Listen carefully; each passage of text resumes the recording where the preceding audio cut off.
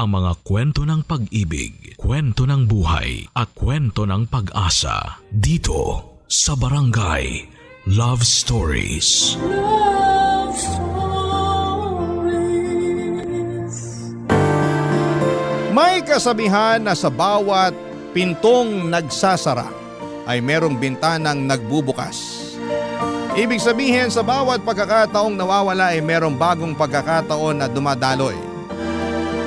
Ikaw kabarangay, naniniwala ka ba sa ikalawang pagkakataon?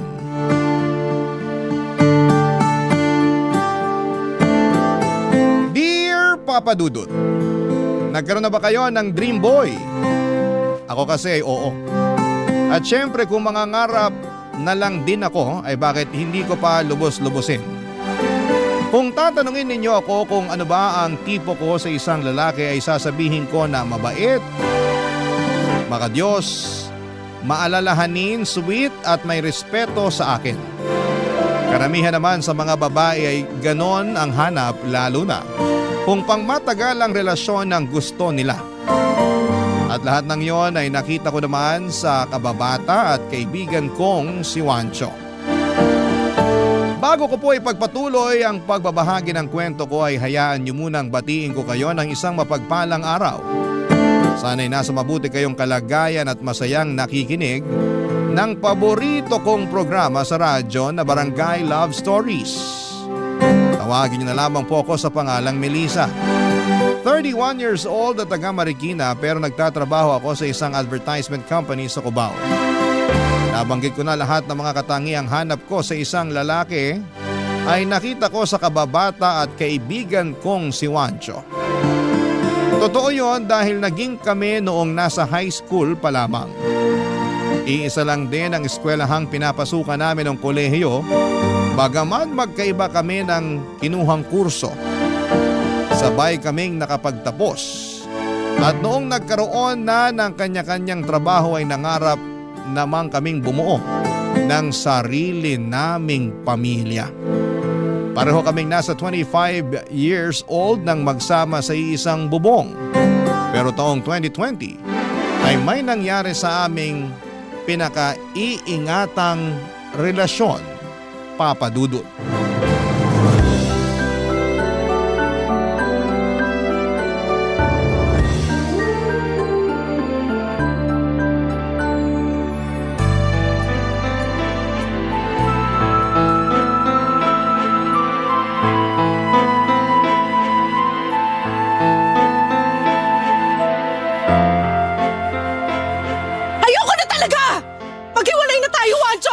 Melissa naman!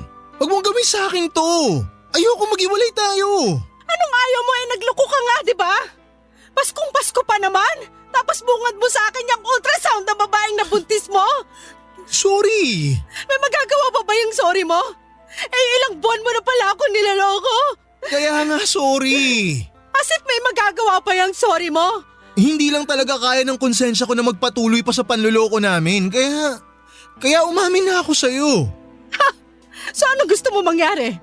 Matuwa ako kasi umamin ka na may ebidensya pa ng bata na nabuo nyo ng malanding babaeng yon.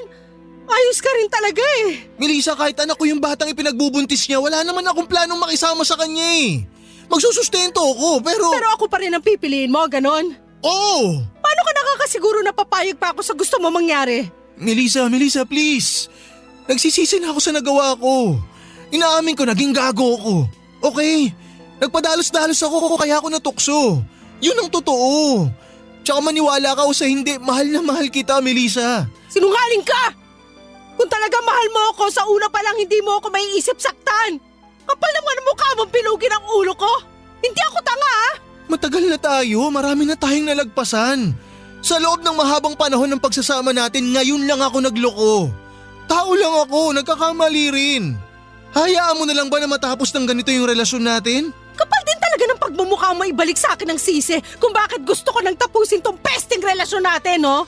Ang akin lang, intindihin mo naman sana. Anong iintindihin ko? Naiintindihan ko lahat. Sa bibig mo na nang galing, nagluko ka. Sinira mo yung tiwala ko sa'yo, Juancho. Wala akong pakialam kung ngayon mo lang ginawa dahil ang punto rito, sana hindi mo ginawa. Alam mo, hindi ko alam kung saan mo pinupulit yung mga katwiran mo. Bulok na nga, masyado pang baluktot. Bahala ka na nga dyan! Aalis na ako! Please naman, Melissa. Please. Sandali lang. Melissa! Huwag mo akong hawakan! Nanditiri ako sa'yo! Pasensya ka na. Hindi ko naman sinasadya eh. Sorry. Wala na sabing magagawa yung sorry mo eh. Tiwala ko na yung sinira mo nung magloko ka. Hindi mo na yung maibabalik pa kasi sirang-sira ka na sa akin! Pero alam ko na mahal mo pa rin ako. Ramdam ko yun. Oo! Mahal pa nga kita pero ang sakit-sakit na! Akala mo yata ganun lang kadaling iproseso lahat ng mga pinagtapat mo sa akin? Kung sa'yo madali, sa akin sobrang hirap! Ang sakit-sakit, Wanjo! Yung mga tao sa labas masayang nagdiriwang ng Pasko tapos ako ganito! Nasasaktan kasi niloko mo! Nasasaktan din naman ako eh. Hindi lang ikaw. Saan banda ka nasasaktan? Sige nga! Sa pakikipaghiwalay mo. Wala pa yan sa kalingkingan ng sakit na nararamdaman ko. Kaya wag na wag mong ikukumpara yung pesim pakiramdam mo. Ni hindi ka nga nakukonsensya nung nagloko ka. Ni hindi mo ko naisip na nagpapakasarap ka sa piling ng babae mo. Tapos sasabihin mo sa akin na nasasaktan ka dahil gusto ko na makipaghiwalay sa'yo. Lakas talaga ng amats mo eh. Hoy, Wancho! Alam mo na nung una pa lang ayoko na sa mga manloloko. Pero ginawa mo pa rin. Kaya ano pang aasahan mo sa akin? Manatili sa relasyong to at magpakamartir? Hindi ko gagawin yon. Sino ka ba? Please naman, Melissa. Huwag mong tapusin ang ganito yung relasyon natin. Huwag mo akong iwan. Please lang din. Huwag mo na akong pigilan. Hindi ko alam ang gagawin ko kapag nawala ka sa akin. Please, Melissa, please. Kaya mo kang gumawa ng kalokohan mag-isa eh.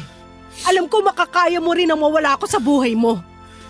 Sana, bago ka gumawa ng kasalanan, naisip mo muna yung pwedeng mangyari sa oras na malaman ko. Ngayon, kung totoong nagsisisi ka, panagutan mo yung anak mo. Magpakatatay ka sa kanya kagaya ng sinabi mo. Pero ayoko na makisawsaw pa sa buhay nyo. Simula sa araw na to, tapos na tayo. Hiwalay na tayo!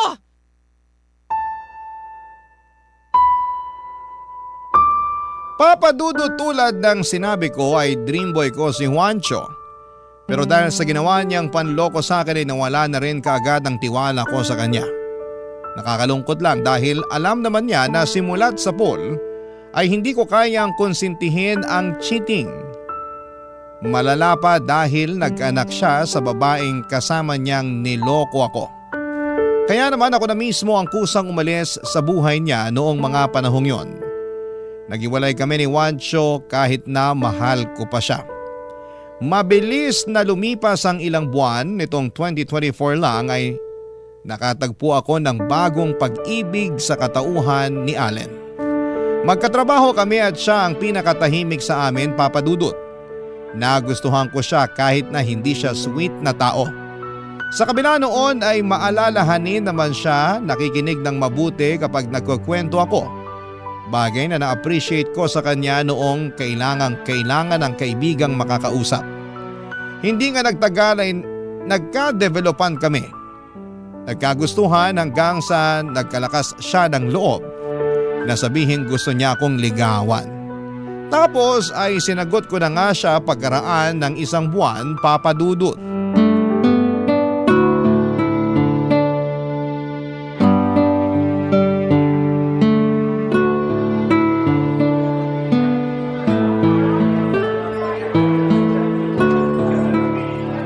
Wow! Ang ganda naman sa cafe na to.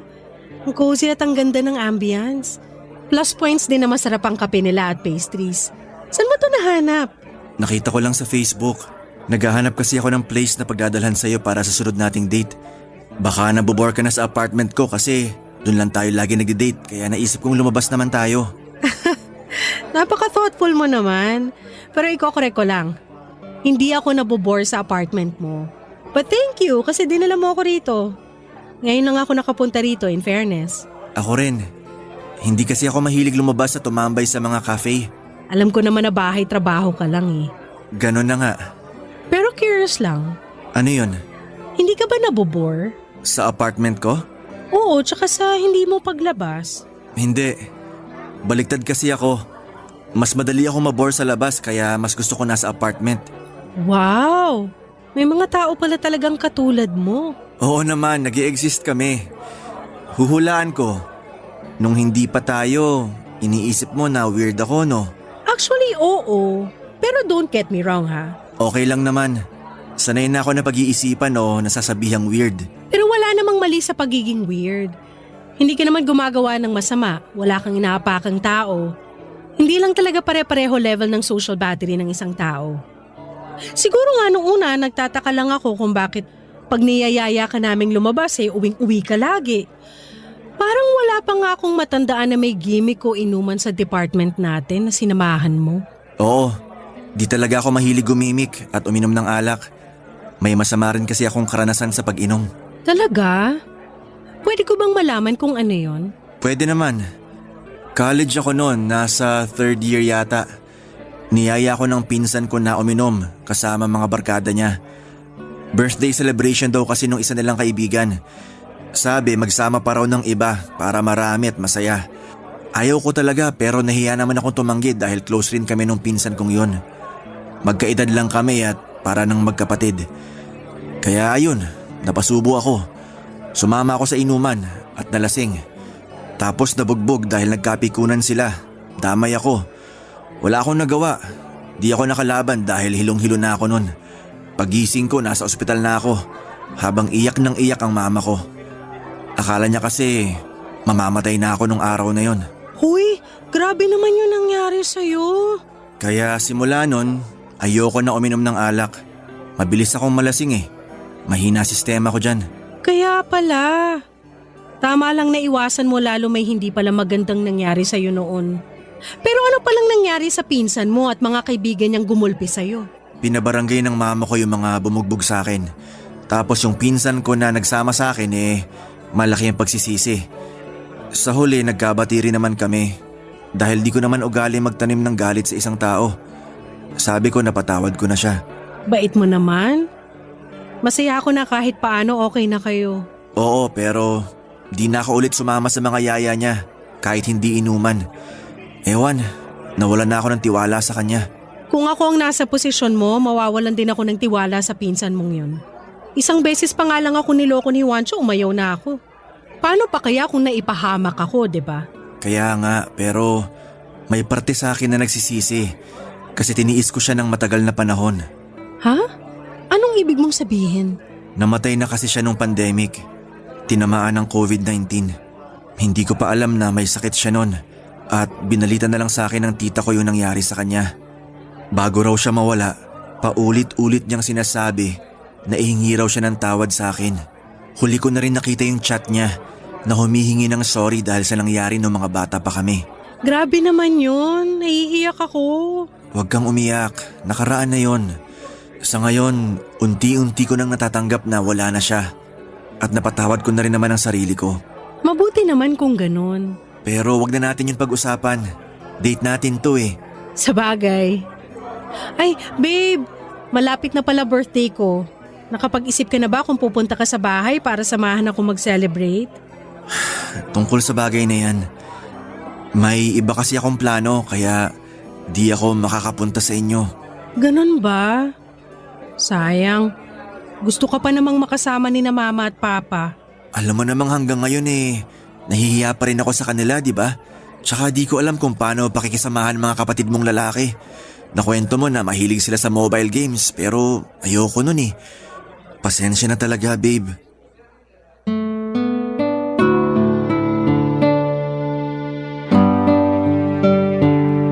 Papadudot kabaliktaran ng pagiging sweet ni Juancho ang ugali ni Allen. Hindi kasi siya masyadong showy lalo na kapag nasa public kami. Madalas tahimik lamang siya at nakikinig lamang kapag nagkukwento ako. Pero nagkukwento rin naman siya tulad na lang noong date naming yon. Hindi ko naman sila kinukumpara dahil minahal ko naman si Allen sa kabila ng mga ugali niyang yon. Marespeto naman siya sa akin, mabait siya at maalalahanin. Mahiyain lang talaga siya at feeling ko ay nahihirapan siyang i-express ang nararamdaman niya sa pamamagitan ng salita. Bukod doon ay wala pa siyang masyadong karanasan sa pagkakaroon ng karelasyon. Ako ang una niya, kaya naninibago pa rin siya. At bagaman hindi siya ang una ko, naninibago rin ako sa relasyon namin, Papa Dudut. Masasabi ko na kapwa andun pa kami sa stage ng pag-a-adjust kung paano namin sasalubungin ang isa't isa para magtagpo kami sa aming relasyon.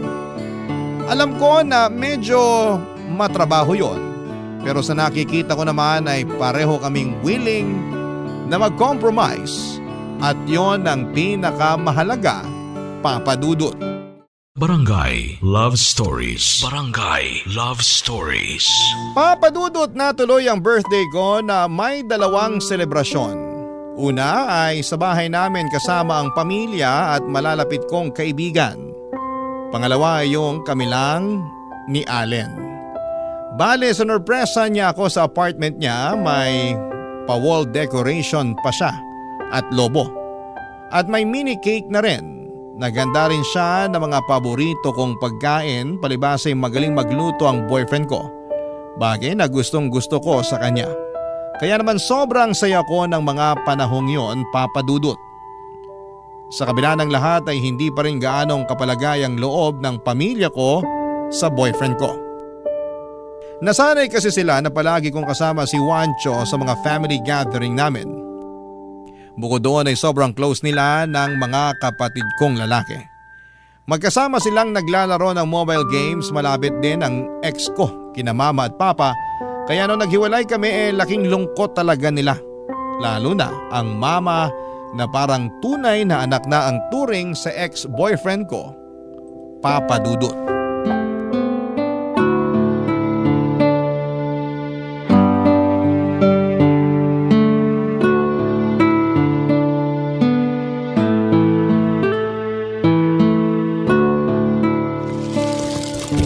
Wow, ang dami niyo namang pinamili, Ma. Marami ba yan? Kakaunti nga lang yan eh. Sa mahal ba naman ng mga bilihin ngayon? Yan na lang ang mabibili mo sa 5,000. Para sa akin marami pa rin yan. Hindi ka pa kasi nanay. Ano namang pong kinalaman nun? Kapag nanay ka na, ikaw na yung magbabudget sa bahay. Doon mo palang malalaman yung sinasabi ko sa'yo na sa mahal na mga bilihin ngayon, kaunti na lang ang mararating ng pera mo. Si Mama talaga. Palagi niyo sa akin hindi nagbabudget. Siyempre, ramdam ko naman po yung sinasabi niyo na pagtaas ng mga bilihin dahil gumagastos din ako. Basta, mas maiintindihan mo ako kapag naging katulad na kita. Matanong ko lang ha, huwag ka magagalit nak ha. Ano po yun? Yung bang boyfriend mong si Allen, may plano kang pakasalan? Po? Sino bang mas matanda sa atin? Ako ba o ikaw? Kayo po? Ako raw mas biging ka pa sa akin. Manaman eh. Totoo naman ang sinasabi ko ah. Bakit, hindi ba? Hindi po. Kakapacheck up ko lang ng tenga sa ear doctor nung nakaraang araw. Kaya tiwala ako na matalas ang pandinig ko. Tsaka nagulat lang naman ako sa sinabi niyo kaya nagtanong ako. Anong nakakagulat doon? Nasa tamang edad na rin naman kayo para magpakasal. Oo nga po. Pero wala pa yun sa plano namin. Ay naku, huhulaan ko. Dahil bago pa lang kayo ni Allen. Kasama na po yun. Pero wala pa talaga sa usapan namin yung kasal. Sige. Concern lang naman ako eh. Kasi kung walang plano yung boyfriend mo na pakasalan ka, baka nagsasayang ka lang ng panahon para sa kanya. Manaman, sobra kayo sa boyfriend ko. Hindi ako sobra. Ayoko lang kasi na magsisi ka sa huli. Ano naman po yung pagsisisihan ko? Sige nga. Na sana nagpakasal ka na at nagpabuntis habang bata pa yung matres mo. Baka nakakalimutan mo, 31 ka na. Sa susunod na taon, lagpas ka na sa kalendaryo, Melissa. Aba, kukunat yan. Sobra naman po kayo sa kukunat. Totoo naman yun eh.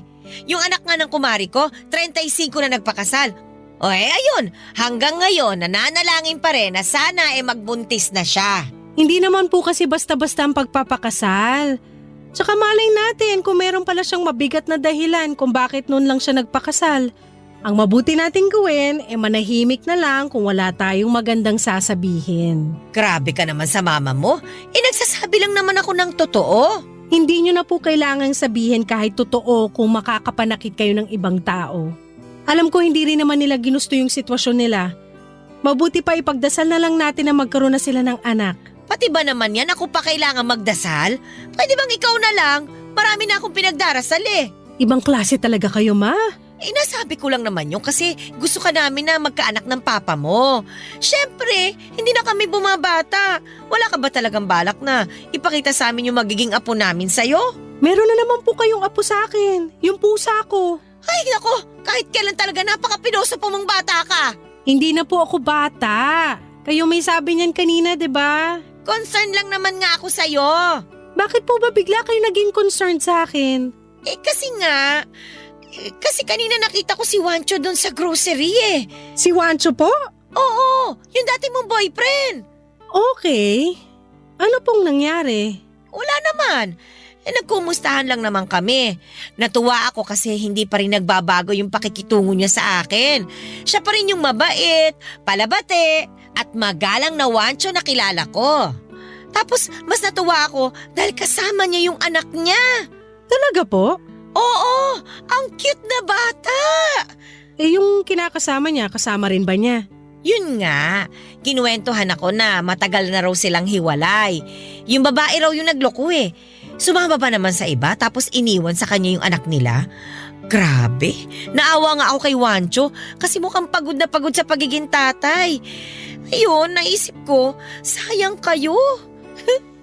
Kung kayo sana nagkatuluyan, di may anak na rin kayong ang cute na cute. Ma-excuse lang tumatawag si Allen. Ha? May sinasabi pa nga ako, nagkukwentuhan pa tayo oh. Hello, babe? Hi babe, busy ka ba? Hindi naman, bakit? Labas tayo, sunduin kita. Talaga? Saan tayo pupunta? Secret, basta, surprise. Ikaw nawiwili ka na sa pag-surprise sa akin. Oo naman, tsaka sigurado ako magugustuhan mo yung pupuntahan natin. Nakita ko lang yun online, magaganda reviews. Excited ka na ba? Oo naman. Teka, magbibihis lang ako. Papadudot, naiintindihan ko naman si Mama kung nahihirapan pa rin siyang mag-move on sa paghihiwalay namin ni Juancho. Tulad nga ng sinabi ko ay close sila. Parang anak na ang turing sa kanya ng mga magulang ko. Pero alam naman nila na nasaktan talaga ako ng husto sa ginawa sa akin ng ex-boyfriend ko. At some point ay nagalit din sila ni Papa kay Juancho. Pero siguro ganon lang din sila kadaling magpatawad at lumimot. Ako kasi hindi, papadudot, lalo na ako yung ginawa ng mali. Kung tatanungin ninyo kung napatawad ko naman si Juancho ay oo naman ang sagot ko. Nagalit ako sa kanya ng husto pero mas nanaig pa rin yung pagpapatawad sa puso ko. Kasabay noon ay pinalaya ko na rin siya sa buhay ko. Bago ko nakilala si Allen ay subsob ako sa pagtatrabaho, papadudot. Pero noong naranasan ko ulit magmahal at nahanap yon sa katauhan ng current boyfriend ko, mas naging masaya ko. Kaya naman alam ko sa sarili ko na wala na akong natitirang pag-ibig kay Juancho. Masaya na lang ako na naging mabuti siyang tatay sa anak niya gaya ng kinuwento ni Mama.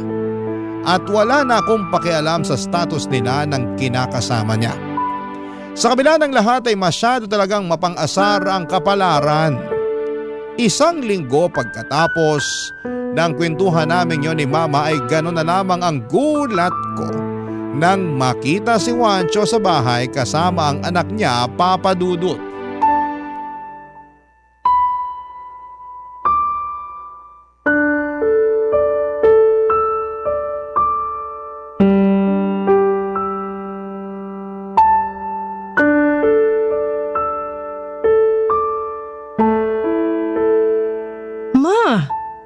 Ginagawa ni Juancho rito? Inimbitahan ko. Chinat ko. Pumayag naman siya. Sabi ko isama niya yung anak niya. Dito na sila kumain ng hapunan. Bakit niyo po ginawa yun?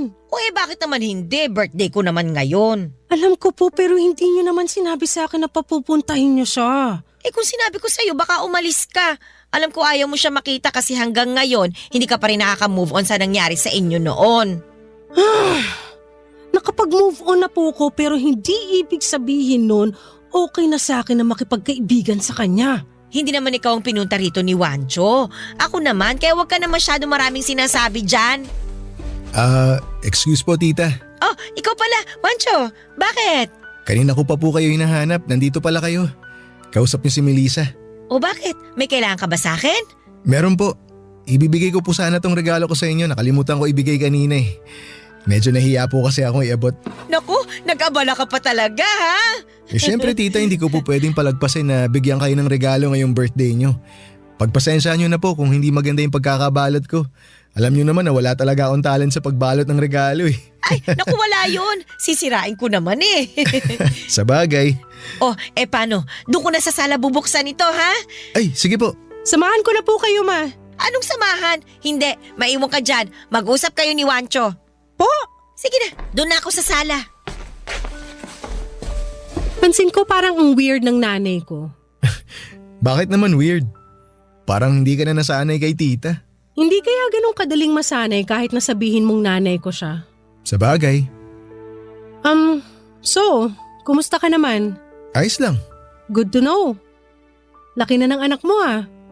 Tama nga si mama nung kinuwento niya, sobrang cute ng baby mo. At kamukhang kamukha mo pa. Siyempre, malakas dugo ko eh. Wow, yabang natin, mga 20. Eh ikaw, kumusta ka naman? Okay na okay ako. Busy sa trabaho as usual. May boyfriend ka na ba? Oo, meron na. Buti naman kung ganun. Ako kasi, balik sa pagiging single. Kaso may anak na kaya single dad. Okay. Hindi mo ba itatanong kung ano nangyari sa amin ng nanay ng anak ko? Nabanggit lang ni mama na hiwalay na kayo kasi nagloko yung babae. Totoo yun. Nagloko nga siya. Wala pang isang buwan yung baby namin nung malaman ko na matagal na pala niya ako niloloko. Kaya pala tinangka niya rin noon na makunan siya kasi ayaw pala niya ipagpatuloy yung pagbubuntis niya. Buti na lang naging safe pa rin yung anak namin at naipanganak ng maayos. Grabe naman yung sinadyang makunan. Napakawalang kwenta naman niyang ina kung ganon. Ay, may mga ganong tao talaga. Hayaan na natin siya. Takot na takot ako noon para sa anak namin nung malaman ko na sinadya niyang tangkain na makunan siya. Galit na galit ako noon sa nanay ng anak ko. Ang katwiran niya kaya ayaw niyang ipagpatuloy yung pagbubuntis niya. Nagbago na raw yung isip niya. Dahil gusto niya raw sumama dun sa lalaking nakilala niya na taga ibang bansa. Kaya nung ipanganak niya ang anak namin, nako, ura-uradang umalis. Ang hirap naman nun. Oo, ang hirap sobra. First time dad, walang kaalam-alam kung paano mag-alaga ng bata, buti na lang tinulungan ako ng ate ko. Inaral ko rin naman kung paano mag-alaga kaya kahit paano nagamay ko. Pero sobrang hirap na pagsabayin yung trabaho tsaka pagiging tatay. Wala akong masabi. Nalulungkot ako kasi naranasan mo yan. Pero hanga ako sa'yo dahil kinaya mo at kinakaya pa rin hanggang ngayon. Tama ka. Wala akong hindi kakayanin para sa anak ko. Mabuti naman kung ganon. Eh kayo, nung boyfriend mo, may plano na ba kayo magpakasal? Alam mo, ikaw na yung pangalawang tao na nagtanong sa akin yan. Una sa listahan si mama. Ah, ganun ba? Pasensya ka na kung naitanong ko. Sana hindi mo maisip na nakikialam ako. Hindi naman. At para sagutin yung tanong mo, wala pa. Tsaka ini-enjoy muna namin yung estado ng relasyon namin. Hindi kami nagmamadali.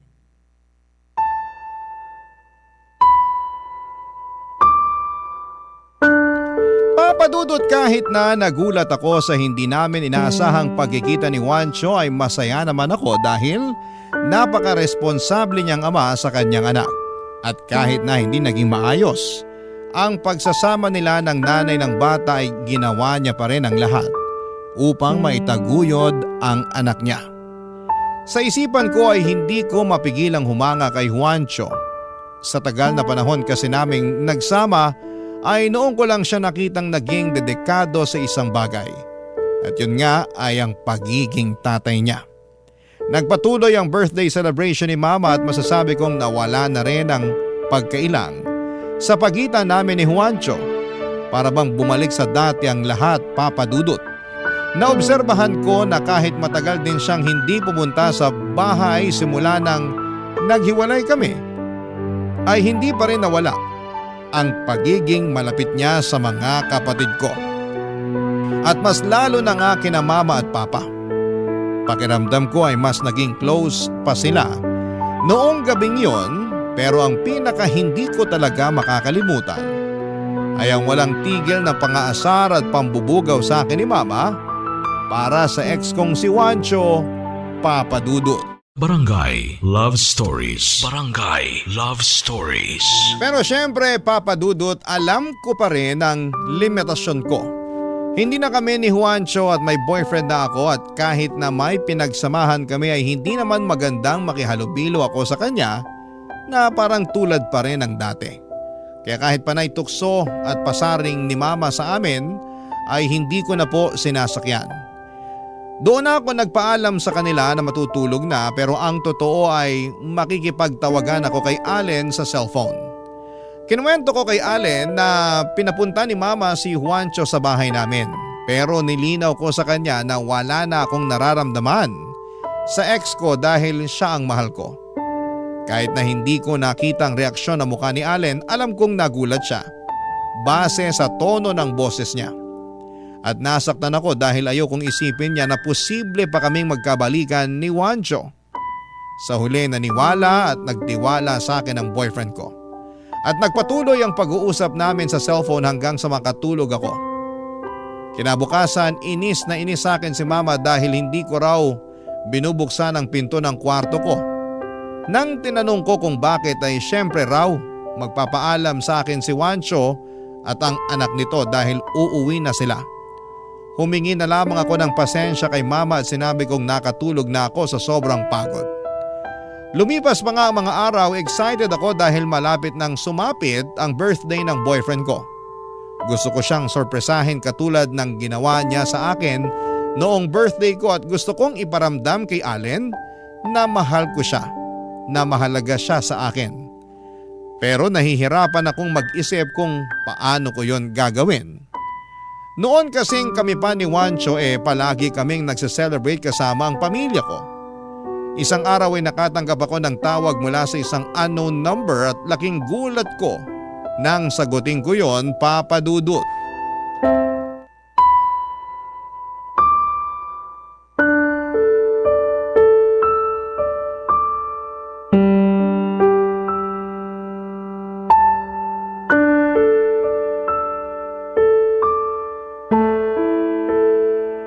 Melissa, please. Teka lang, huwag mo muna ibaba. Mag-usap muna tayo. Nag-uusap na tayo, tsaka teka nga lang. Lasing ka ba? Hindi ako lasing. Nakainom lang, konti. Ginawa ko yun para magkalakas ako ng loob na tawagan ka tsaka kausapin ka. Teka, kanino mo muna hiningi ang number ko? Kanino pa ba? Eh di sa mama mo. Alam mo namang sanggang dikit kami nun eh. Si Mama talaga? Huwag ka na magalit sa mama mo. Ginawa lang niya yun kasi para magkaroon tayo ng koneksyon ulit. Halata nga. Nung nandito ka, paniasar sa atin eh. Kaya ka ba umalis nun? Tapos nagkulong ka sa kwarto kasi naiinis ka sa pang-aasar niya sa atin? Medyo. Naiilang kasi ako. Tsaka bakit kailangan niya pang gawin yun? Alam naman niyang may boyfriend na ako. Baka kasi mas gusto pa rin ako ng mama mo kaysa dun sa boyfriend mo. Anong sinabi mo? Oo, teka, huwag kang magagalit. Ha? Nakwento lang sa akin ni tita na magkaiba daw kami. Kumbaga, mas gusto nila ako para sa'yo. Hindi raw kasi mahilig pumunta dyan sa bahay niyo yung bagong boyfriend mo eh. Kaya hindi malapit mga magulang mo sa kanya. Pati na rin yung mga kapatid mo, hindi niya close. Hindi katulad ko. Sabi rin ng mama mo, na miss niya na ako. Parang anak na raw kasi yung turing niya sa akin. Sandali, teka ha. Anong teka?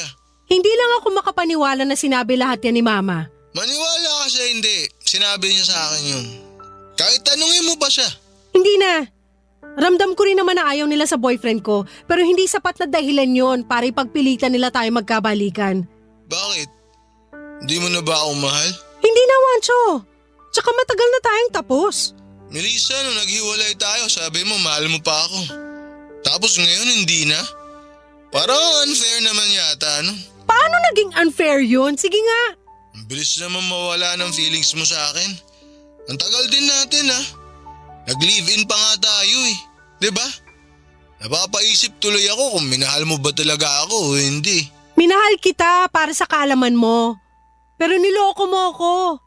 Naghanap ka ng ibang babae bukod sa akin tapos binuntis mo. At kahit masakit kasi mahal pa kita noong mga panahong yon, pinalaya na kita. Kaya wala kang karapatan na isumbat sa akin yung pagmamahal ko sa'yo. Hindi ko naman sinusumbat. Nalulungkot lang ako. Bakit? Dahil may boyfriend na ako at masaya ako sa kanya? Tapos ikaw, niloko at iniwan ng babaeng kasama mong gumawa ng kalokohan sa akin, no? Tama ba? Ay, Melissa naman. Huwag mo naman ipamukha sa akin na kinarma na ako sa kasalanan ko sa'yo noon. At bakit hindi ko ipamumukha sa'yo ang kapal ng apag mong sabihin na mas gusto ka pa rin ng pamilya ko kaysa sa boyfriend ko? Kinumpara mo pa sarili mo sa kanya kaya lalo ako nabwisit sa'yo. Uy, kumalma ka lang. Pwede? Huwag mo ako sigawan. Ang sakit sa tenga eh. Hindi kita sinisigawan. Masyado kang ano dyan. Tsaka hindi ka ba nakakahalata na umiiwas ako sa'yo? Hindi dahil hindi pa ako nakaka-move on sa atin. Ayoko lang magkaroon pa ng koneksyon sa'yo. Si mama lang naman yun ang aasar sa atin pero hindi naman ako nagpadala. Umiwas ako. Sana ganun din ginawa mo. Ano ko gagawin yun eh? Mahal pa rin kita. Ano? Oh, huwag mo sabihin na bingi ka na. Ang sabi ko, mahal pa rin kita. Hindi naman ako tumigil na mahalin ka eh. Hindi raw tumigil na mahalin pero nagawa mo nga ako lokohin. Ang alam ko, pag mahal mo ang isang tao, hindi mo siya sasaktan. Hanggang ngayon ba hindi mo pa rin ako napapatawad? Napatawad na kita. Pero sa mga sinasabi mo ngayon, parang gumagawa ka na naman ng bagong kasalanan sa akin. Makiramdam ka nga. Ayoko na sa'yo. Masaya na ako sa relasyon namin ng boyfriend ko. Mabuti pa wag na tayo mag-usap. Teka, Melissa, sandali lang. Sandali, huwag mo na ibaba. Bigyan mo naman ng respeto yung sarili mo. Huwag ka na magmakaawa kasi wala ka nang mapapala. Huwag mo na akong guluhin. Ang gawin mo, mag-focus ka dun sa anak mo. Papa Dudut, hindi ko lubos sa kalain na tatawagan ako ni Juancho ng nakainom. Hindi ko rin ine-expect ang mga bagay na sinabi niya sa akin. Sa totoo lang ay hindi na pagmamahal ang nararamdaman ko sa kanya ng mga panahong yon kundi awa na. Awa sa pagiging miserable niya na karma dahil sa ginawa niya sa akin. Alam ko namang sincero siya sa pagtatapat niya sa akin ng feelings pero hindi na talaga papadudot. Ayoko na dahil tapos na kami. Bukod doon ay may ibang lalaki na akong mahal na walang iba kundi si Allen. Alam ko na nasaktan ko si Juancho dahil sa mga sinabi ko. Pero naniniwala akong kailangan niyang marinig ang mga bagay na yon upang matauhan siya. Okay lang naman sa akin kung close pa rin siya sa pamilya ko. Ako lang naman ang ginawa niya ng masama, hindi ang mga kapatid ko at hindi rin ang mga magulang ko. Pero hanggang doon na lang ang lahat dahil natuto na ako. Sinaktan niya ako kaya ayoko na at kahit na masakit ang mga sinabi ko sa kanya. Alam kong nauunawaan ako ni Juancho. Simula noon ay hindi na siya tumawag sa akin. Hindi na rin siya bumisita sa bahay namin, bagay na pinagtaka ni Mama Papa Dudut.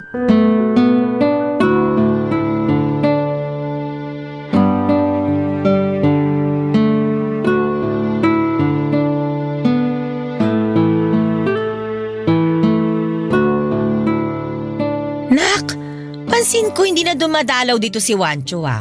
Bakit kaya? Hindi ko po alam, Ma. Bakit hindi mo alam? Hindi na ba kayo nag-uusap?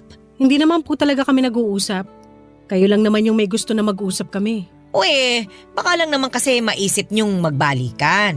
Hindi ko po yan naisip, lalo na may boyfriend ako. Sana naman irespeto niyo yun. Bakit mo ako sinisigawan? Hindi po ako sumisigaw. Naiinis lang ako kasi parang ang manhid niyo. Alam ko naman na hindi kayo close kay Allen pero siya na po yung mahal ko at hindi na si Juancho. Hindi naman po yata tama na ipagpilitan niyo yung bagay na ayaw ko porque gusto niyo. Ay, pasensya ka na Melissa ha. Sa totoo lang, sinabi rin naman sa akin niya ng papa mo. Nakwento ko sa kanya na gustong gusto ko talaga kayo ni Juancho na magkatuluyan. Kahit na may anak siya sa ibang babae, handa naman akong tanggapin yun. Basta magiging kayo sa huli. Pero pinaintindi sa akin ng papa mo na mali yun. Unfair sa'yo, tsaka napakamakasarili ko. Buti pa po si Papa naisip yun. Kaya nga humihingi na ako ng pasensya. Hindi mo rin naman ako masisisi. Close kasi talaga ako kay Wancho kaysa kay Allen. Alam ko naman po yun, pero sana mabigyan nyo ng pagkakataon si Allen na patunayan yung sarili niya sa inyo. Kung alam nyo lang kung gaano siya kabait na boyfriend sa akin, mas maiintindihan nyo kung bakit siya ang minahal ko at hindi na si Wancho. Alam ko naman yon. Siyempre, nanay mo ako eh. Tsaka pansin ko lagi kang nakangiti at tsaka excited pagkausap mo si Allen sa cellphone. Parang bumalik ka sa pagkabata. Tsaka sabi mo nga, siya yung nandyan nung kailangan mo ng kaibigang masasandalan. Siguro, nanibago lang talaga kami ng papa mo at ng mga kapatid mo. Pero sila natanggap na nila. Ako lang yung hindi pa rin nakakausad sa inyo ni Wancho mula nung nagkahiwalay kayo. Ang totoo, sinabi sa akin ni Wancho na mahal niya pa ako. Talaga? O anong sagot mo? Ang sinabi ko, wala na ako nararamdaman sa kanya. Na matagal na kaming tapos at dapat mag-focus na lang siya sa anak niya. O tama rin naman. Hayaan mo, hindi ko na ulit kayo tutuksuhin sa isa't isa. Salamat po, Ma. Na-appreciate ko po yan. Basta anak, huwag ka lang magagalit sa mama ha. Hindi naman po ako galit sa inyo. Inis lang, pero wala na yon. Salamat po ulit. Teka po, si Allen tumatawag, sagutin ko lang. Sige, magluluto lang ako dun sa kusina para sa tanghalian natin. Sige po. Hello, babe? Hi babe! Wait, greet muna kita ng happy birthday sa pinakagwapo kong boyfriend. Naku, nambola ka pa talaga ha? Hindi ko na yun bola. Oh, sige, pero thank you sa greetings. So, punta ako dyan sa apartment mo? Hindi na babe, ako na lang pupunta dyan sa inyo ngayon. Ha? Sabi ko ako na lang pupunta dyan para makasama ko kayo ng family mo ngayong birthday ko. Napag-isip-isip ko na malungkot pala mag-isa. Lalo ngayon na nandyan ka na at ang pamilya mo na pwede ko namang makasama. Ano ba yan? Naiyak naman ako sa sinabi mo. Ha? Bakit naman? Basta, natutuwa lang ako sa'yo. Pero teka, sabihan ko sina mama at papa. Since wala nang oras magluto, magti-take out na lang ako ng pang-lunch natin. Ako nang bahala. Ang gagawin mo lang ay pumunta rito sa amin, okay? Sure ka? Pwede naman ako mag-ambag. Hindi na, birthday mo, di ba? Ang mga may birthday hindi dapat pinag-aambag. Hintayin kita rito sa amin, ha? Sigurado ako matutuwa sina mama at papa. Pati mga kapatid ko kasi gusto ka rin daw nila makabanding. Kahit hindi na sa mobile games, magpapaturo raw sila sa'yo mag-chess. Nakwento ko na magaling ka ron eh. Di ba nag-champion ka noon sa school nung sumali ka sa contest? Hala, tagal na nun. Pero sige, tingnan ko kung di pa ako kinalawang sa chess. Hindi pa yan. Tiwala ako sa'yo. So paano? See you later? Yeah, see you later. I love you, babe. I love you more, babe! Happy birthday ulit! Papadudot naging masaya at memorable ang simpleng birthday celebration ni Allen sa bahay kasama ang pamilya ko. Kumpara nung unang beses na pumunta siya sa amin ay mas naging kampante na siya noong araw na yon. Siyempre, dinaldal siya ng dinaldal ni Mama at ni Papa. At masaya ako dahil pansin kong nakakapagpalagayan nila ng loob ang boyfriend ko. Sa katunayan, nasabi sa akin ni Mama na mas gusto na niya si Allen kesa kay Juancho. Natawa na lamang ako sa sinabing yun ni Mama sabay iling. Malaki ang pasalamat ko kay Allen nang dumating siya sa buhay ko. Ayoko na silang ipagkumpara ni Juancho, lalo na tapos na rin naman ang aming kwento. Basta masaya ako sa piling ng kasalukuyan kong nobyo. Sa kabilang banda naman ay wala akong ibang hiling kundi ang tulungan pa rin si Juancho ng may kapal upang makaya niyang itaguyod ang kanyang anak. Hanggang dito na lamang po ang sulat ko, Papa Dudut. Maraming salamat sakaling mapili po ninyong basahin ang aking kwento sa inyong istasyon. God bless po sa Barangay Love Stories. At number 1 po kayo sa aming puso. And more power and God bless sa inyong lahat. Ang inyong forever kapuso at kabarangay, Melissa. Barangay Love Stories. Barangay Love Stories. Nakakaantig naman talaga ang ating kwento. Ikaw ba, kabarangay? Nakarelate ka ba sa story natin ngayon? Kwentuhan naman tayo dito sa comment section. Nagustuhan ng iyong napakinggan? Ituloy yan via live stream sa www.gmanetwork.com/radio.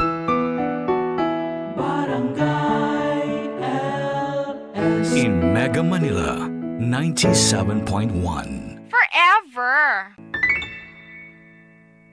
Ang mga kwento ng pag-ibig, kwento ng buhay, at kwento ng pag-asa dito sa Barangay Love Stories. Love Stories. Lahat tayo ay may kanya-kanyang gusto pagdating sa taong nais nating makarelasyon. May ilan sa atin ay simple lamang ang hiling. Ngunit may iba rin na mas malaki ang hinahangad sa taong gusto nilang makapiling. Ikaw, kabarangay, ano ang hinahanap mo sa taong gusto mong makarelasyon? Dear Papa Dudut, magandang araw po sa inyo at sa lahat ng mga tagapakinig ng Barangay LS. Ako nga po pala si Roxy, isa rin sa mga solid na tagahanga ninyo. Sa totoo lang po ay matagal na ako nakikinig sa inyong programa, lalo na tuwing alas 12 ng tanghalian. Nakasanayan ko na po talaga yan kasi lumaki ako sa isang lugar na sobrang maingay at magulo. Kaya yung boses ninyo at mga kwento sa Barangay Love Stories ang nagsisilbing escape ko sa lahat ng bagay. Hindi po madali ang buhay sa amin, Papa Dudut. Simpleng pamilya lamang kami at minimum wage lamang ang kinikita ng mga magulang ko. Kaya pagkatapos kong mag-high school ay agad ako naghanap ng trabaho para makatulong kahit kaunti sa mga gastusin. Hindi man madali pero pinipilit ko pa rin kayanin sa pang-araw-araw. Buti na lamang at lagi kong kasama ang best friend kong si Clarice. Siya yung tipo ng kaibigan na kahit na anong pinagdadaanan mo ay hindi kanya iiwanan. Lagi kaming magkasama, nagkwekwentuhan, nagtatawanan at minsan ay nagdadramahan din. Si Clarice kasi ay sobrang palabiro kaya kahit may problema ako, napapatawa niya pa rin ako. Siguro kaya rin kami magkasundo kasi pareho kaming dumaan sa paghihirap. Kaya sobrang nakaka-relate kami sa isa't isa, Papa Dudut. Pero ang totoo po niyan, may pagkasuplada din po si Clarice. Sa aming dalawa siya yung palaban, madaldal, prangka at walang inuurungan. At ako naman yung palaging taga-awat sa kanya. Lagi ko siyang pinapaalalahanan na hindi lahat ng gulo ay kailangan niyang patulan. Pero kahit na ganon siya, ay mahal ko pa rin siya bilang kaibigan. Madalas din naming pag-usapan ni Clarice yung tungkol sa ideal guy namin. Pareho kaming single pero magkaiba kasi ang type namin.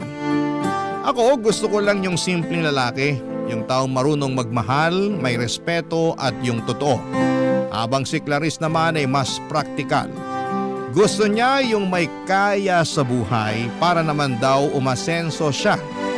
At sa totoo lang ay naiintindihan ko siya. Sa hirap pa naman ng buhay ngayon ay hindi mo siya masisisi. At never ko rin siyang hinusgahan, Papa Dudut.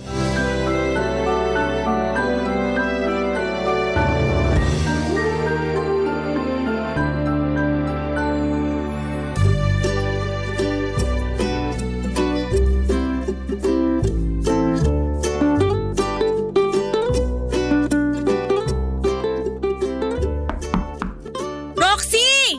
Besh! Ano ba yan? Umagang-umaga, tulog ka pa rin ba? Buksan mo na nga tong pintuan ng kwarto mo. Bilis! Sandali lang. Double time! Bilis na! Heto na.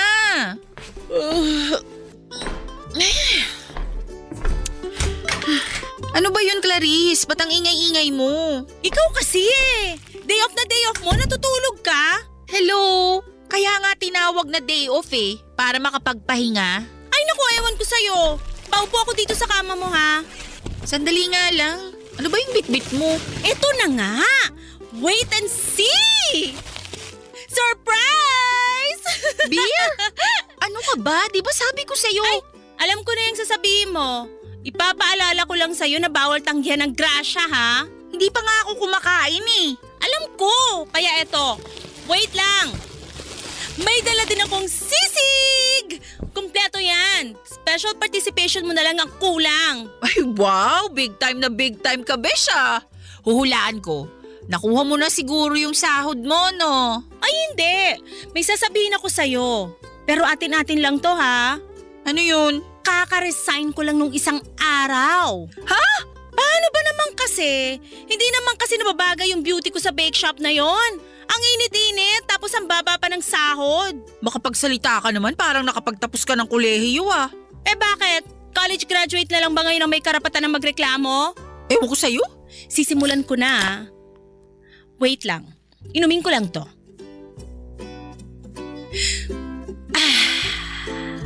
So refreshing! Love it! Oh, ikaw na. Etong sayo. Mamaya na ako. Sandali nga lang. Kung nag-resign ka na sa bakery… Siguro nagtataka ka kung saan ko nakuha yung perang pambili ko dito sa beer at sisig, no? Oo. May nakadate akong mayamang lalaki kagabi. Tapos ayun, humingi ako ng pera. Ay, grabe siya! Ikaw na, besh! Pero besh, ang baho ng hininga niya. Kaya ayun, pagkatapos ng date namin, di ko na nareplyan. Alam mo ikaw, ang sama talaga ng ugali mo. Malay mo naman, baka nakalimutan lang mag-toothbrush. Pero teka nga lang, saan mo naman nahanap yung nakadate mo? Saan pa? Eh di sa dating app. Sa katunayan nga eto, naghanap uli ako ng mayamang makakadate. Halika, tulungan mo ako mamili. Idadamay mo pa ako sa kalokohan mo. Alam mo ikaw, konti na lang at mapipiko na talaga ako sa'yo. Dilibre na nga kita ng beer at sisig eh. Binibilangan mo ako, ganon? Huwag ka na kasing maarte. Halika na, tulungan mo ako mamili dito. Ay, sige na nga. Ay, mukhang kapre. Ayoko dito. Bunga nga mo, besh. Totoo naman ah. Wait lang, hanap pa tayo. Ay, masyadong pandak, pass. Ay, eto kaya, besh. Tignan mo, oh. Gwapo. Mukhang kaya kang dalin abroad. Hello, tingnan mo nga yung ngipin ng mokong na yan. Dali niya muna sarili niya sa dentista. Dami mong arte. Makainom na nga lang. Ay, very good ka dyan. Oh, eto na yung iyo. Ubusin mo yan ah. Pahinga ako nitong sisig ah. Luka-luka, para sa atin talaga yan. Kumuha ka lang dyan. Patayin mo na nga muna yung cellphone mo. Magkwentuhan na muna tayo. Sige na nga. Mukhang wala namang gwapo sa dating app na to eh. Try ko na lang uli mamaya, baka swertehin ako. Ay, siya nga pala. Ikukwento ko na sa'yo kung paano ako nag-resign sa bake shop. Nako Dice, plok mo na yan. Eto na nga.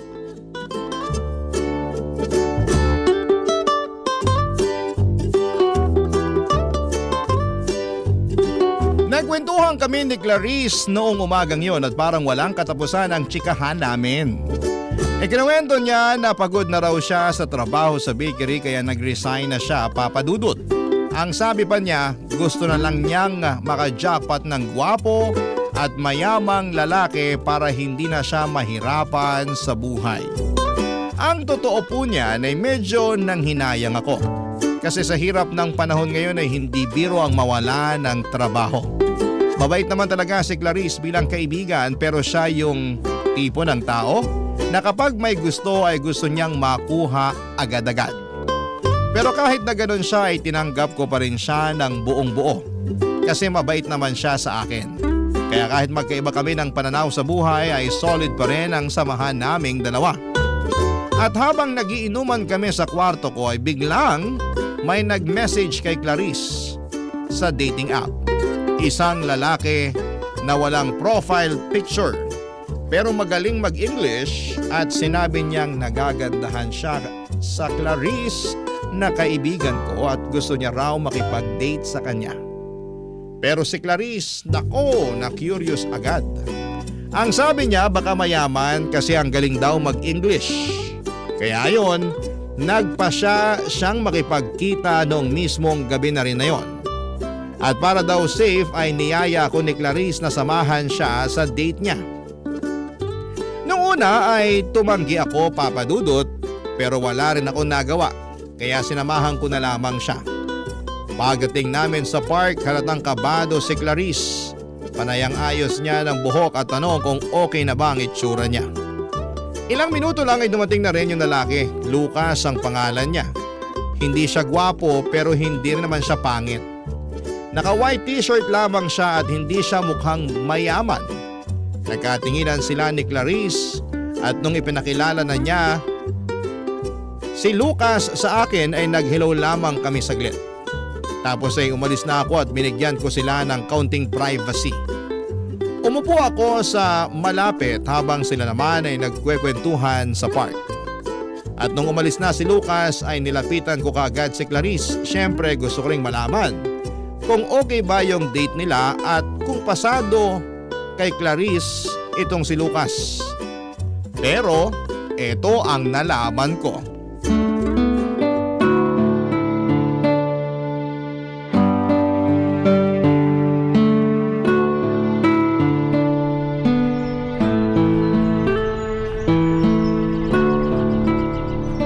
Uy, Besh, ba't napaaga siya ng alis? Ewan ko dun.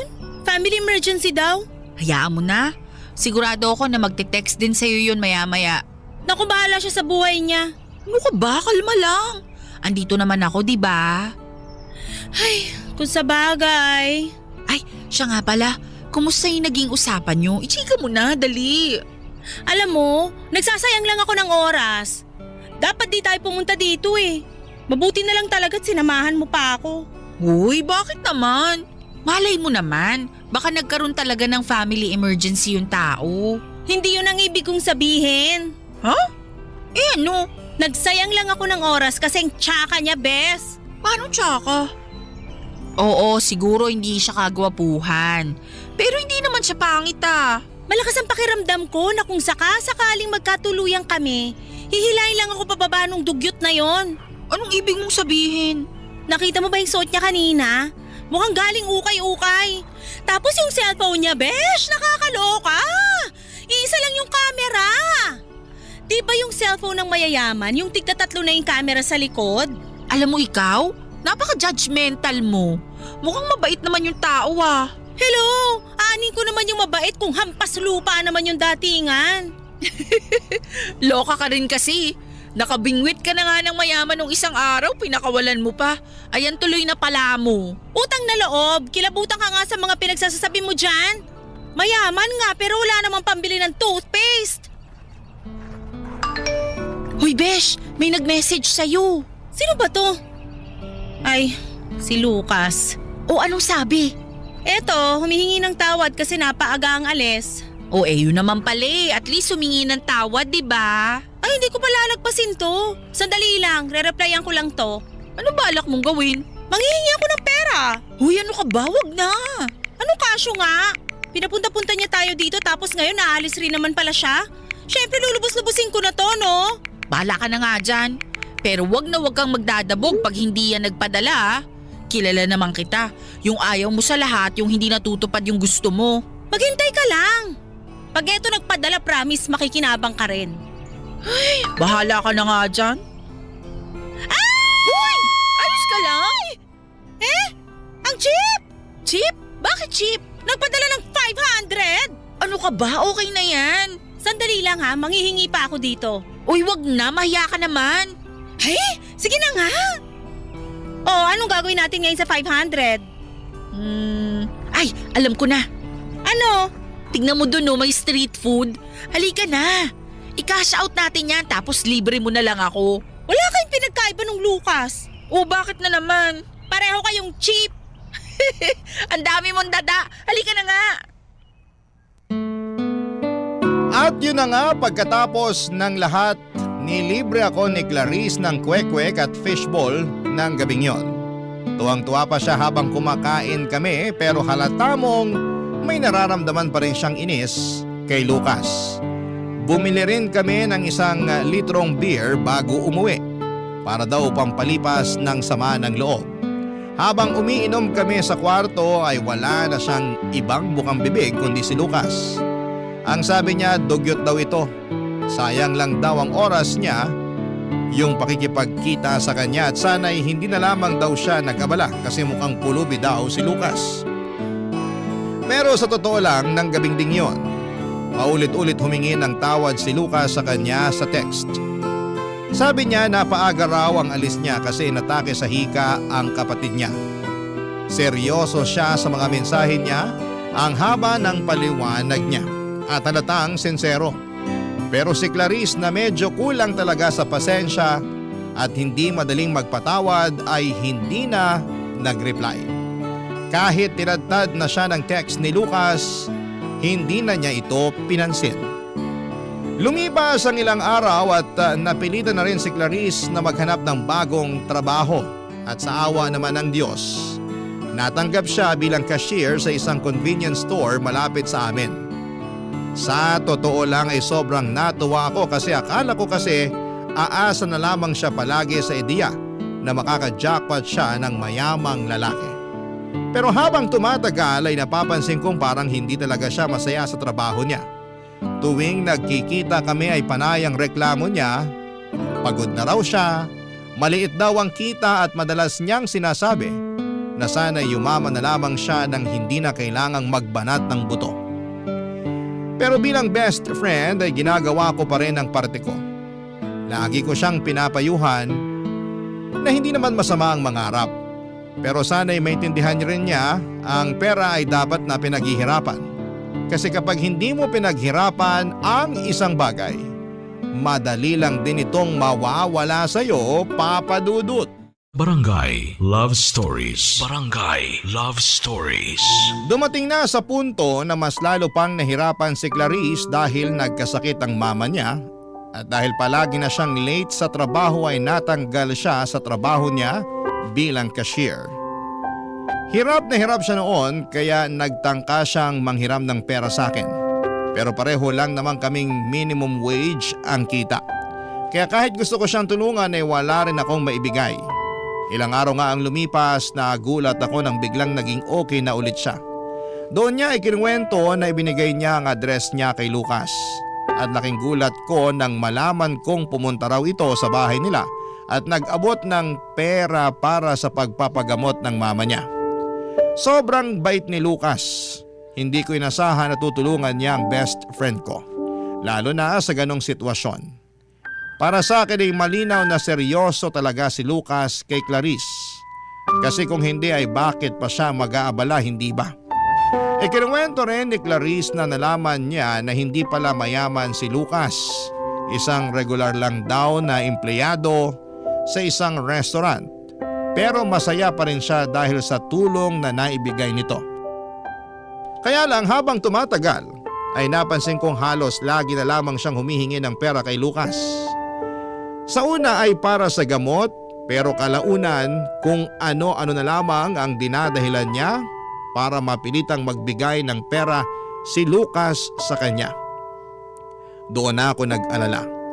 Sa totoo lang, natatakot ako sa karma. At bilang best friend niya ay ayoko rin na madamay sa karma niya.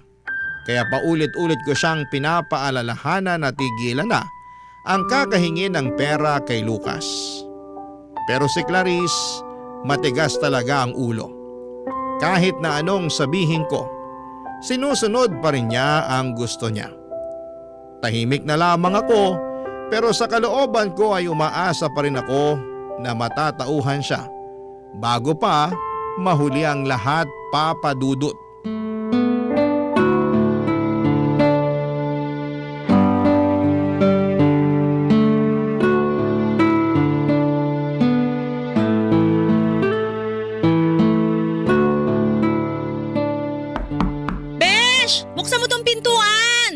Sandali lang naman. Bilisan mo, naiinip na ako. Alam mo ikaw, konting-konti na lang talaga't pagbabawalan na kitang pumasok dito sa bahay. Ang ingay mo, para kang ambulansya. Malas mo kasi favorite ako ng mama at papa mo eh. Kaya parang bahay ko na rin to. O ano ang sadya natin for today's video? May binili ko para sa'yo.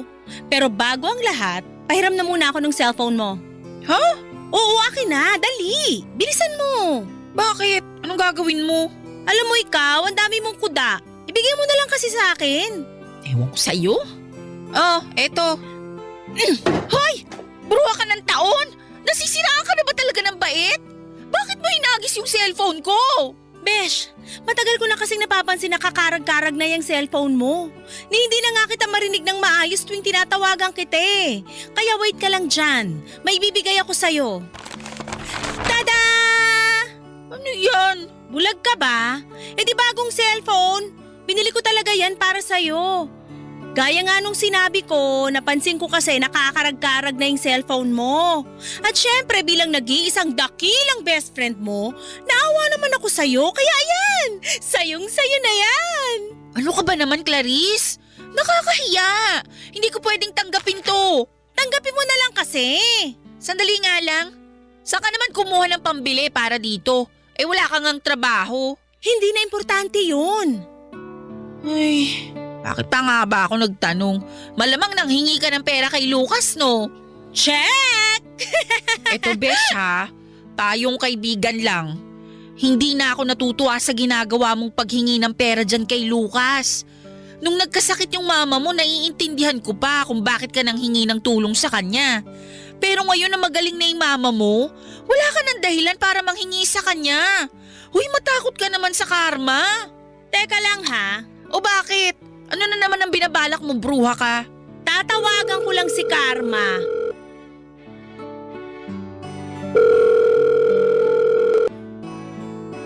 Hello? Ay, hello? Lucas? Kamusta ka na? Eto, okay lang. Nasa trabaho ko ngayon. Ikaw, kumusta ka na? Okay na ba yung mama mo? Oo, okay na si Mama at napakalaking tulong nung pera na binibigay mo sa akin. Mabuti naman kung ganon. Nga pala, Lucas. Bakit? Umiiyak ka ba? Bakit? Anong problema? Hindi ko kasi alam kung saan ko pa kukunin yung pang-maintenance ni Mama. Pasensya ka na, Lucas. Pero natatakot lang kasi ako na baka lumala lang yung kondisyon ni Mama kung hindi ko mabili yung pang-maintenance niya. Ganun ba? Huwag kang mag-alala. Alam mo naman na nandito lang ako para sa'yo. Magkano bang kailangan na pera para sa maintenance ng mama mo? Nasa 5,000. Sige. Huwag kang mag-alala. Maya-maya lang at ipapadala ko na sa e-wallet yung pera mo. Thank you talaga, Lucas, ha? Hindi ko alam kung ano gagawin ko kung wala ka. Ano ka ba? Maliit na bagay. Basta pag may kailangan ka, huwag ka mahiyang lumapit sa akin, ha? Nga pala, Clarice. Kailan ba ako pwedeng dumalo ulit yan sa inyo? Ay, naku! Kailangan ko pa palang bantayan si Mama. Sige na, Lucas. Ingat ka dyan. Bye! Kitams?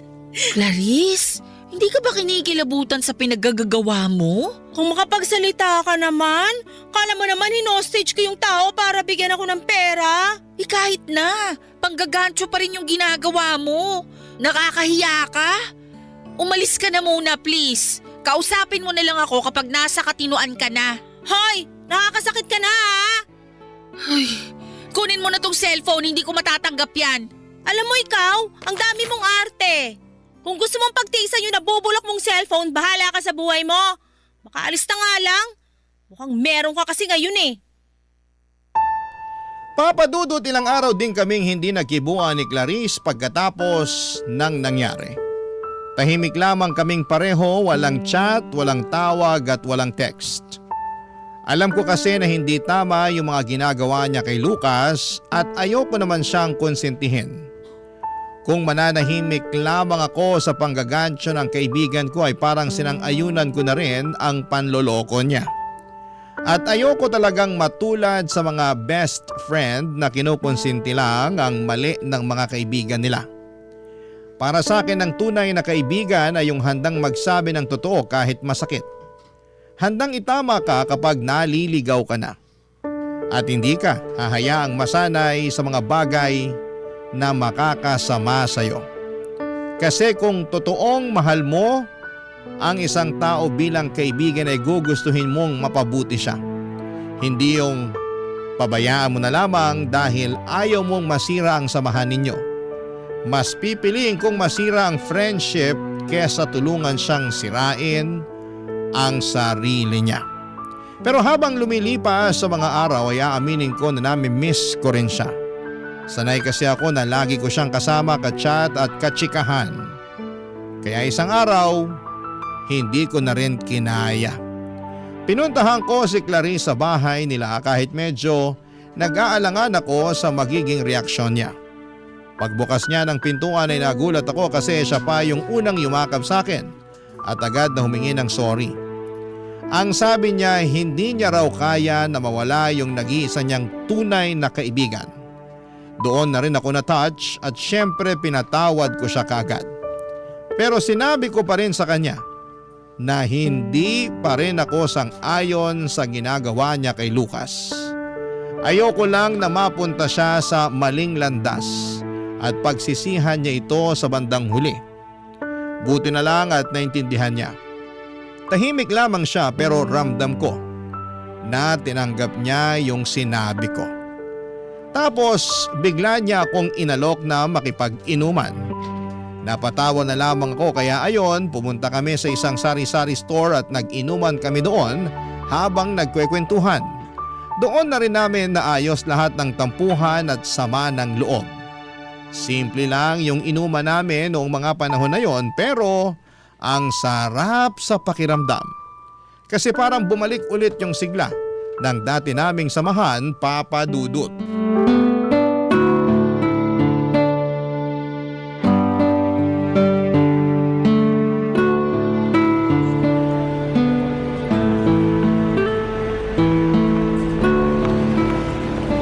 Cheers, Besh!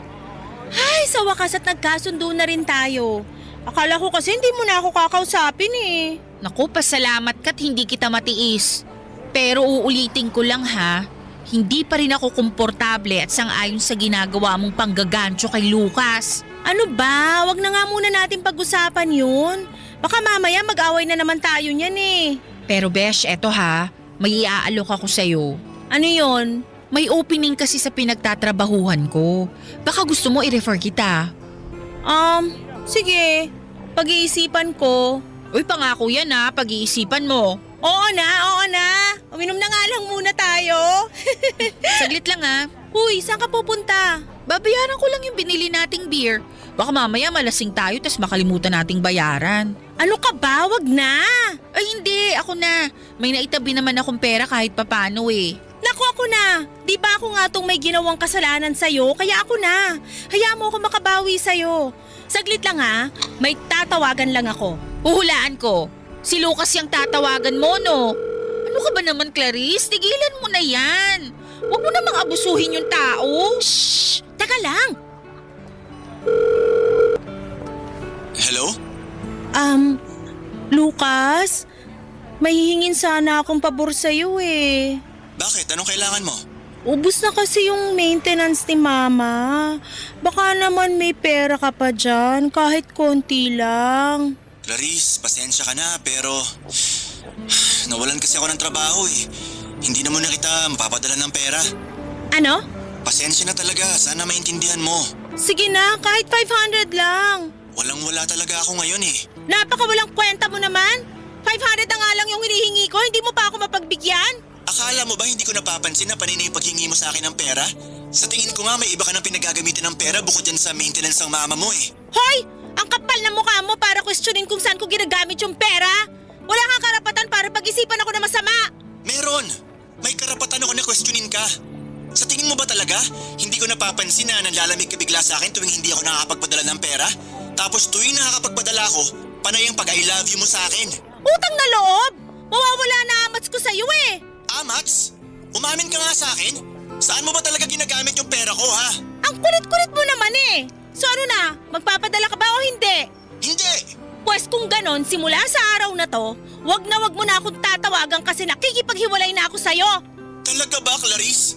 Umamin ka nga sa akin? Minahal mo ba ako? Gusto mong marinig yung totoo? Madali kang mahalin kapag nagbibigay ka ng pera. Pero tuwing tinatanggihan mo ko, nahihirapan akong pakisamahan ka kasi mukha kang dugyot. Simula ngayon wag na magpaparamdam sa akin ha. Clarice, sandali lang! Goodbye! Hoy, ayos ka lang? Kumalma ka nga.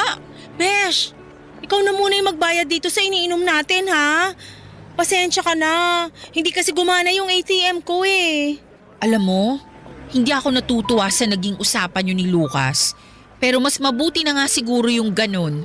Anong ibig mong sabihin? Para din naman sa ikabubutin yung dalawa yung pakikipaghiwalay mo sa kanya. Nang sa ganun, hindi mo na kailangang makonsensya, di ba? Makonsensya saan? Sa panghihingi ko ng pera sa kanya? Hoy, ni minsan hindi ako nakonsensya kasi pinakikisamahan ko siya kapalit ng pera na binibigay niya sa akin. Ay nako, kung ako sa'yo, magbagong buhay ka na lang. Hindi ka pa ba nagsasawa sa buhay na nakaasa ka sa lalaki? At isa pa, mas magaan ang buhay kapag alam mong wala kang tinatapakang tao. Besh, sa hirap ng buhay ngayon, ba't naman ako magsasawa? Ano ka ba, Besh? Matakot ka naman sa... Oo na, sa karma. Ilang beses ko nang narinig yan. Paulit-ulit ka rin eh, para kang sirang plaka. Siguro kung may piso lang ako sa kakabanggit mo sa karma na yan, malamang nalibre na kita ng 2 case ng beer ngayon. Hindi mo ba sasagutin yan? Wag na, para saan pa? Eh hindi rin naman magpapadala ng pera yan. Sagutin mo kaya. Mag-sorry ka na lang sa mga pinagsasabi mo sa kanya kanina. Ikaw ang nakaisip, diba? Eh di ikaw ang gumawa. Papadudot ako na ang nagbayad ng lahat ng ininom namin ni Clarice ng gabing yon. Pero sobra din akong na-guilty at nakonsensya ng gabing yon. Habang nagiinuman kasi kami kung ano-anong mga masasakit na sinabi ni Clarice tungkol kay Lucas. At habang nakikinig ako, hindi ko maiwasang mag-guilty kasi pakiramdam ko ay hindi naman deserve ni Lucas lahat ng yon. Kasi minahal lang naman niya si Clarice ng totoo. Kaya naman kinabukasan ay kinausap ko si Clarice. Sinubukan ko siyang hikayatin na mag-sorry kay Lucas. Kahit simpleng message lang pero ayaw niya talaga. At ang tigas pa rin talaga ng ulo niya. Desidido siya na tapusin na talaga ang lahat sa kanila. At dahil doon ay ako na ang kumilos at naghanap ng paraan kung paano ako makakahingi ng tawad sa mga sinabi at ginawa ni Clarice. Hinanap ko si Lucas sa Facebook at nung nakita ko na yung account niya ay nag-message ako sa kanya. Hindi ko alam kung paano ko sisimulan pero ako na mismo ang humingi ng tawad sa kanya sa lahat ng ginawa at sinabi ni Clarice sa kanya. Nag-reply si Lucas at halatang sobrang bigat ng loob niya. Sabi niya ay hindi niya inakala na pera lang pala ang habol ni Clarice sa kanya. At hindi pala siya minahal nito ng lubos. Kaya dinamayan ko na lamang siya sa chat. At ang sabi ko pa nga sa kanya, mabait siyang tao. At makakahanap din siya ng babaeng mamahalin siya ng totoo balang araw. Pagkatapos ng usapan namin ay gumaan talaga ang pakiramdam ko, Papa Dudut. At kahit papaano ay hindi na ako nagigilty sa mga ginawa at sinabi ni Clarice kay Lucas. Hindi man ako ang may kasalanan pero at least may ginawa akong tama, Papa Dudut. Barangay Love Stories. Barangay Love Stories. Habang tumatagal ay mas dumadalas na ang pagme-message sa akin ni Lucas sa Facebook. At aaminin ko na kinikilig talaga ako tuwing nagchat-chat siya kahit simpleng kumusta ka lang. Parang napapangiti na agad ako pero nakokonsensya pa rin ako kasi kahit sa ang anggulo mo tignan, naging jowa pa rin siya ni Clarice. Kaya naisip ko na kailangan ko na talagang maging totoo sa best friend ko. Kaya isang araw ay kinausap ko si Clarice. Diretso kong sinabi sa kanya na madalas na kaming magkausap ni Lucas at posibleng mahulog na rin ang loob namin sa isa't isa. At nung sinabi ko yon ay kinabahan ako. Ine-expect ko na baka magalit siya o masaktan pero nagulat ako at napatawa lamang siya at ang sabi niya, wala akong pakialam kahit kayo pa ang magkatuluyan.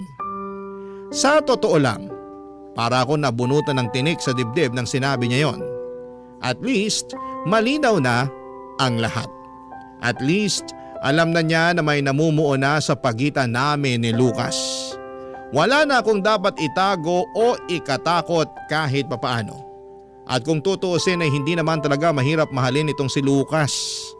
Mabait siya, marespeto, Tahimik lang pero magaan na kausap. Mainhin ko magsalita at ramdam mong may takot siya sa Diyos. At pagkalipas ng ilang linggo ay niyaya niya akong mag-date. At syempre hindi na ako nagpakipot pa at ang sabi niya day off daw niya. At kung okay lang daw sa akin ay doon na lamang kaming mag-date sa restaurant kung saan siya nagtatrabaho. Syempre sino ba naman ako para tumanggi, Papa Dudut? Kaya yon, nagkita kami sa restaurant at simple lang yung date namin pero sobrang espesyal para sa akin. Kasi sa wakas ay kasama ko na si Lucas. Hindi na lamang sa chat kundi sa totoong buhay, Papa Dudut.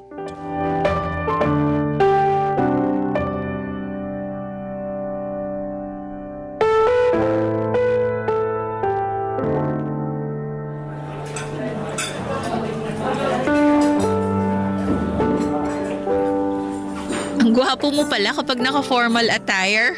So, ibig mo bang sabihin, pangit ako kapag hindi formal yung attire ko? Ano ka ba naman? Hindi yun ang ibig kong sabihin.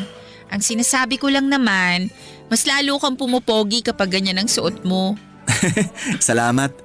Nga pala Roxy, alam na ba ng kaibigan mo na… Na ano? Na tayo na? Oo, sinabi ko sa kanya. Ano yung naging reaksyon niya nung sinabi mo sa kanya na tayo na? Ayos lang naman sa kanya. Ay, Bakit? May problema ba? ang totoo niyan hindi na ako nabibigla. Unti-unti ko nang natatanggap na hindi naman talaga ako minahal ni Clarice eh. Pasensya ka na talaga ha. Ano ka ba? Wala ka namang kasalanan dun eh. Aaminin ko, nung una, akala ko minahal ako ni Clarice. Pero habang tumatagal, mas lalo ko napapansin na yung pera lang yung habol niya sa akin. Huwag mo nang isipin yun. Ang importante, nandito na ako, di ba? Kung sa bagay, nakakatawa no? Sino ba mag-aakala na magkakatuluyan pala tayo sa huli? Kasalanan mo to eh. Panay kasi pagpapakute at pagchat-chat mo sa akin sa FB. Alam mo, hindi ako nagsisisi na ginawa ko yon. Bakit naman? Dinamayan mo ako nung mga panahon na lugmok ako sa paghihiwalay namin ni Clarice. Ano ka ba? Wala yun, Lucas. Eto naman, bakit Lucas pa? Ha? Ano bang gusto mong itawag ko sa'yo? Babe na lang kaya? Sige na nga. Babe. Nga pala busog na ako. Eto na nga pala yung share ko. Wag na. Eh hindi. Kung sa tingin mo hahayaan kitang magbayad sa lahat ng in-order natin, nagkakamali ka oy. Ang dami ko kayang nakain. Kaya sige na, tanggapin mo na to. Seryoso ako. Hindi mo na kailangan gawin yan eh. Bakit naman? Halika na. Teka lang, saan tayo pupunta? Eh hindi pa nga natin nababayaran yung in-order natin eh. Hindi na kailangan. Hoy, anong hindi na kailangan? Ibig mong sabihin mag-1, 2, 3 ka? Hindi ko na kailangan gawin yon. Kasi sa mga magulang ko naman tong restaurant eh. Kay drama yarn? Hoy nako, pinagloloko mo ko. Di ko naman alam na joker ka rin pala. Seryoso ba? Pero akala ko… Na ano? Na dito ako nagkatrabaho? Naglilinis at nagsiserve din ako dito kapag kulang sina mama at papa sa staff. Anak lang ako na may-ari, pero hindi ako may-ari. Kaya para na rin ako nagkatrabaho dito, di ba? Eh bakit hindi mo sinabi kay Clarice to? Ang totoo niyan, ikaw pa lang yung pinakaunang tao na pinagsabihan ko tungkol dito. Mas rerespetuhin ka kasi ng mga tao kapag alam nila na may negosyo o pera ka. Kaya ayun, nagpanggap ako para malaman ko yung totoong intensyon nila sa akin. Kung ganun, ba't mo naman inamin sa akin to ngayon? Matagal ko nang napatunayan na hindi ka gahaman tulad ng kaibigan mo. Kasi kung katulad ka lang din ng kaibigan mo, hindi ka magchat-chat sa akin sa Facebook para lang humingi ng tawad sa ginawa niyang panloloko sa akin, di ba? Kung sa bagay. Ay, basta, eto na yung pera, tanggapin mo na lang kasi. Ang kulit mo naman eh. Sige na nga. Pero sa susunod ako nang gagastos para sa atin ha. Sige na nga. I love you, babe. I love you too, babe.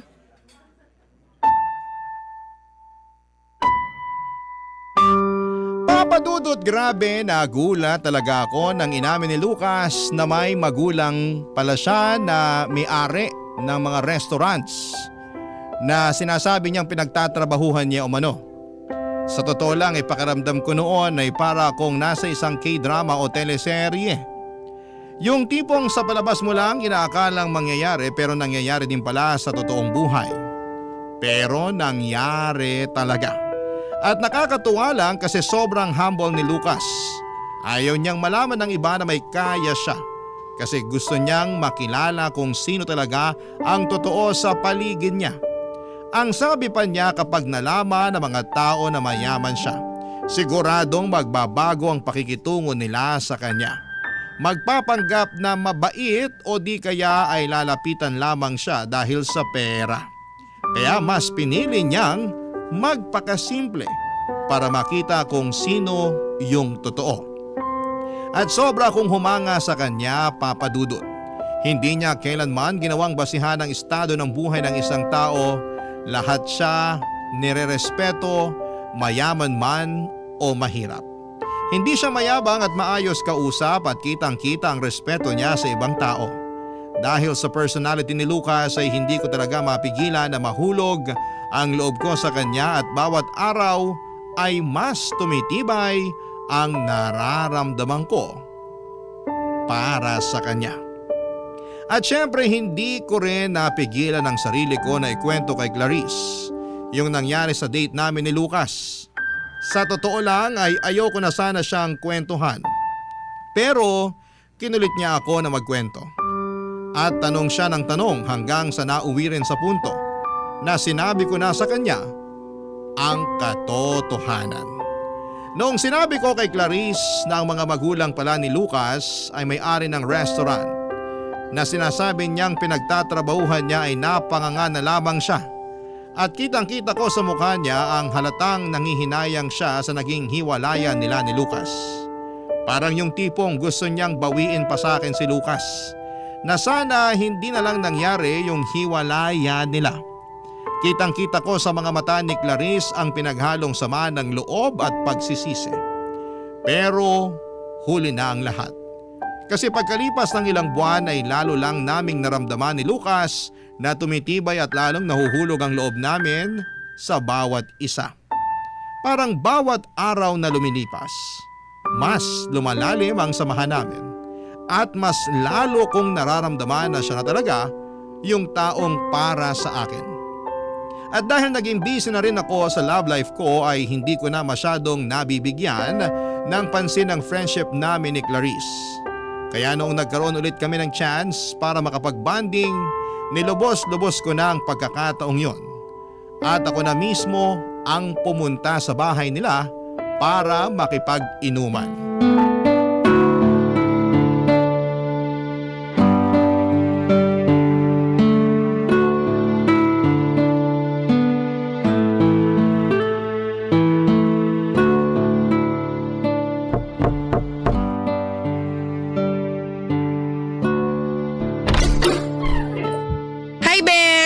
Dala mo na ba yung beer? Ano pa ba? Syempre naman. Eto na nga oh. At huwag kang mag-alala kasi libre ko na yan sa'yo. Mabuti naman. Kumusta ka na, Besh? Pasensya ka na kung hindi tayo masyadong nagkikita. Medyo busy kasi ako sa trabaho eh. At medyo busy rin sa ano. Alam mo na, love life, ganun. Yehey! Eh di ikaw na. Uy nga pala, Besh. May gusto sana akong ikwento sa'yo. Ano yon? Alam mo ba na nagdududa na ako na magpo-propose na si Lucas sa akin? Ang OA mo naman? Propose ka agad?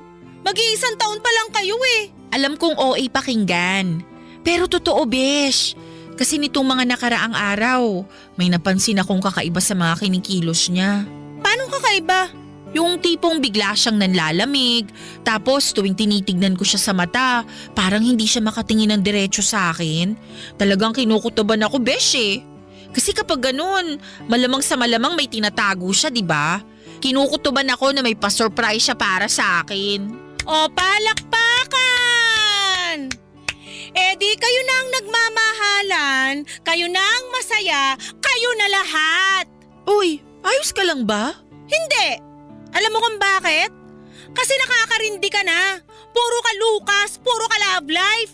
Inimbitahan kita para makipag-inuman, hindi para kwentuhan mo ako sa mga nangyayari sa inyo. Anong tingin mo sa akin?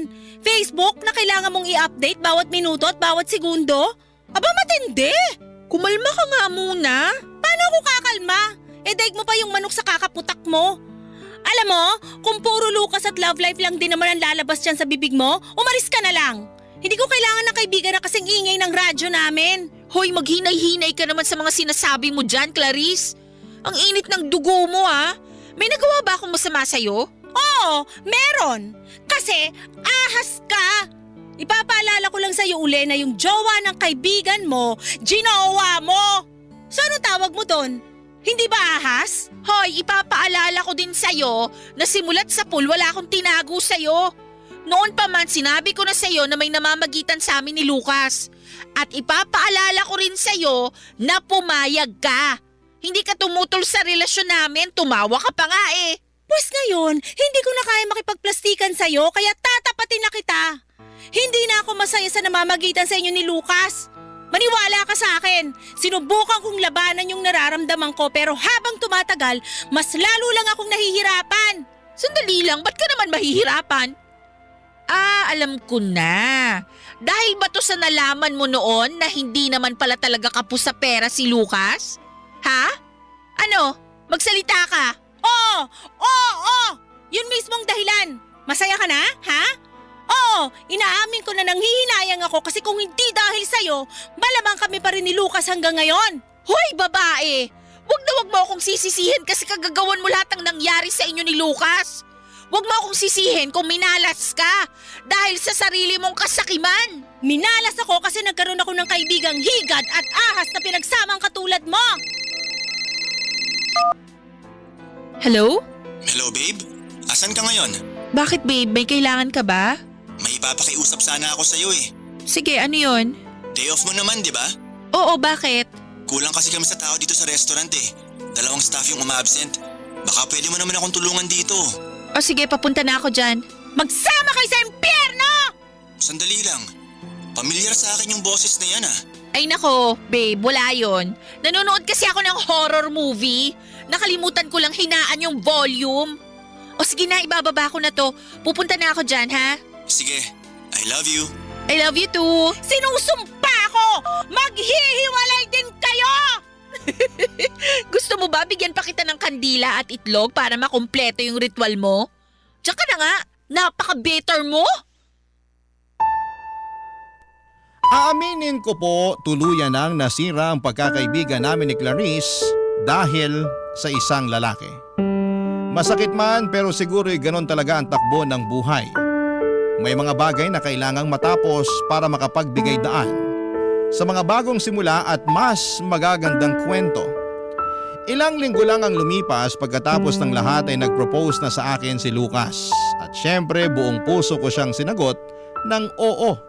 At 1 taon mula ngayon ay nagpaplano na kaming magpakasal.